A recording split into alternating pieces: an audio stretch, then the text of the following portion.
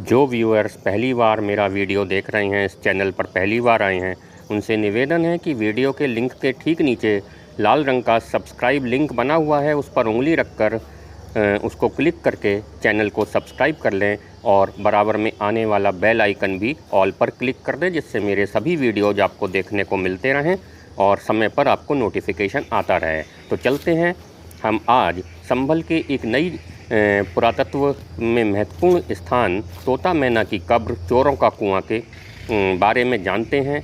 यह कबीर की सराय हसनपुर रोड पर है और आदमपुर रोड से भी इस पर जाया जा सकता है। तोता मैना की कब्र एक रहस्यमय स्थान है जिसके बारे में बहुत कुछ जानकारी नहीं है। लोग कहते हैं कि ये तोता और मैना की कोई कहानी थी, उससे जुड़ी हुई है।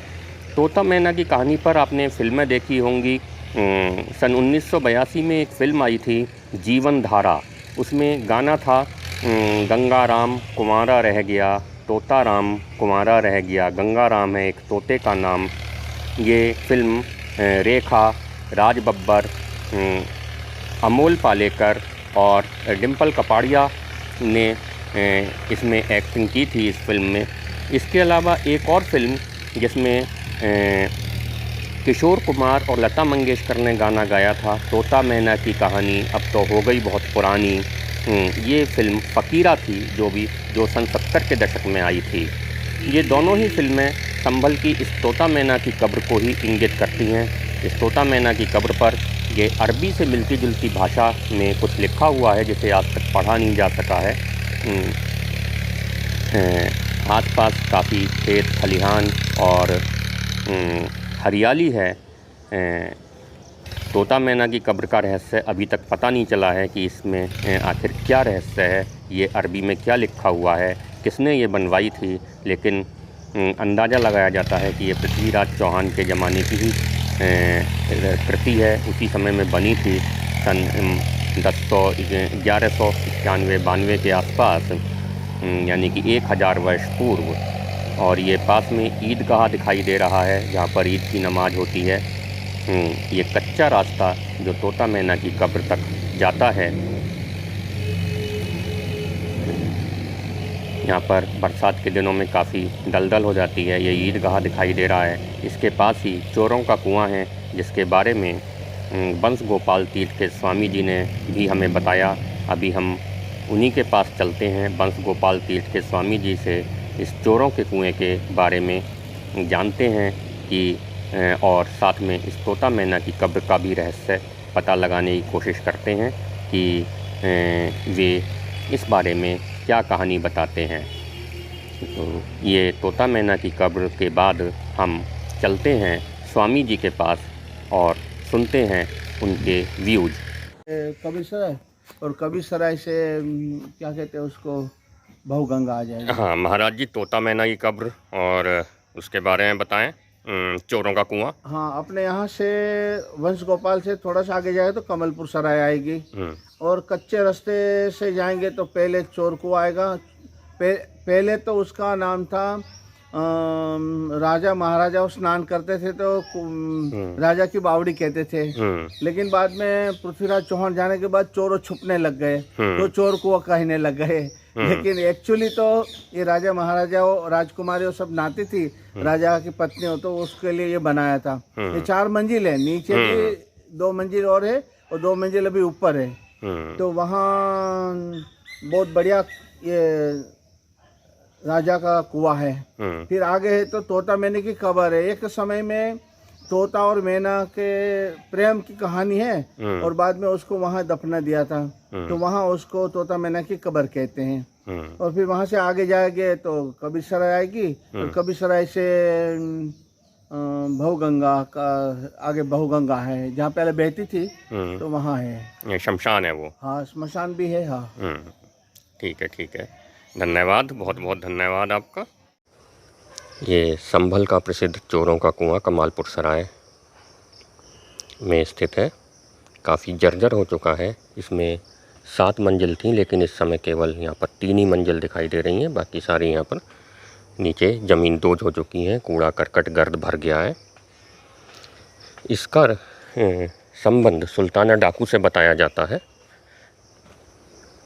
कि यहाँ किसी समय सुल्ताना डाकू रहा करता था, लेकिन और उसके बाद इसे पृथ्वीराज चौहान से भी इसका संबंध जोड़ा गया है। कुछ स्थानीय निवासी इसे हैदर अली का कुआं भी बताते हैं,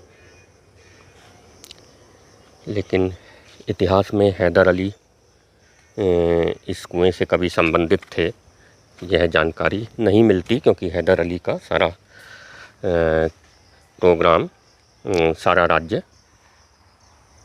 कर्नाटक मैसूर में रहा है, श्रीरंगपट्टनम में।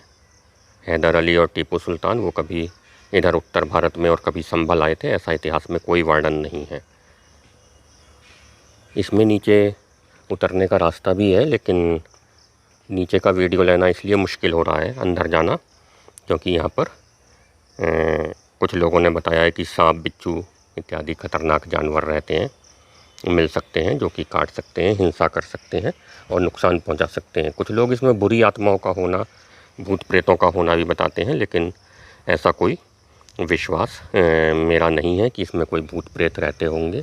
भूत प्रेतों का होना इसलिए भी बताया जाता है क्योंकि यहाँ पर पास में ही भविष्य गंगा शमशान है, तो लोगों का ये मानना है कि यहाँ पर आत्माएं आ जाती हैं, लेकिन कोई आत्मा मुझे नहीं लगता कि इसमें आती होगी।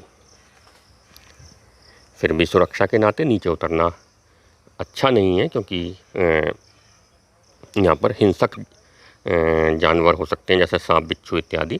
तो नीचे का सीन इसमें नहीं लिया जा सकेगा। नीचे उतरने का रास्ता भी है और ये काफ़ी जर्जर हो चुका है। इसे पुरातत्व सर्वेक्षण विभाग इसके संरक्षण की व्यवस्था करे, तभी इसकी कुछ सुरक्षा हो पाएगी, संरक्षण हो पाएगा। इसमें नीचे तली में 2 सुरंगें भी बताई जाती हैं, जो कि एक सुरंग जाती है दिल्ली की ओर और दूसरी सुरंग जाती है आगरा की ओर, लेकिन वो सुरंगें भी फ़िलहाल बंद हो चुकी हैं, विलुप्त हो चुकी हैं।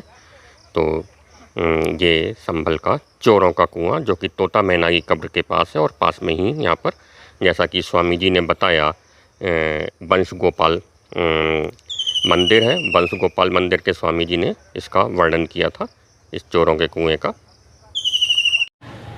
संभल में ऐसे बहुत सारे जर्जर स्थान हैं, ऐतिहासिक प्रसिद्ध स्थान हैं इतिहास में, जिनका महत्व हो सकता है।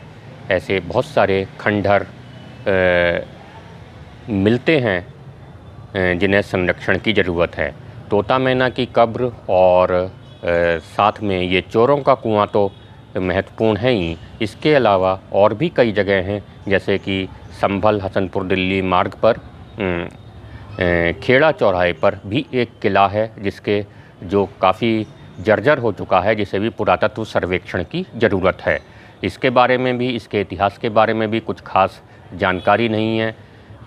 नगर के मुख्य बाज़ार में सब्जी मंडी के पास पुराना अमरकोट का किला और साथ में आल्ला ऊदल से की कहानी से जुड़ा हुआ चक्की का पाठ भी इसी शहर में है, जो अब खंडर हो चुका है, काफ़ी जर्जर हो चुका है, लेकिन पुरातत्व विभाग इनके संरक्षण पर कोई ध्यान नहीं दे रहा है। इसके अलावा संभल मुरादाबाद मार्ग पर फ़िरोज़पुर गांव में, संभल से 5 किलोमीटर दूर फ़िरोज़पुर गांव में भी एक फ़िरोज़ शाह तुगलक का किला बताया जाता है, जो कि बिल्कुल खंडर हो चुका है, केवल दीवारें ही बची रह गई हैं। तो इन सभी को संरक्षण की ज़रूरत है। वीडियो पूरा अंत तक देखने के लिए धन्यवाद।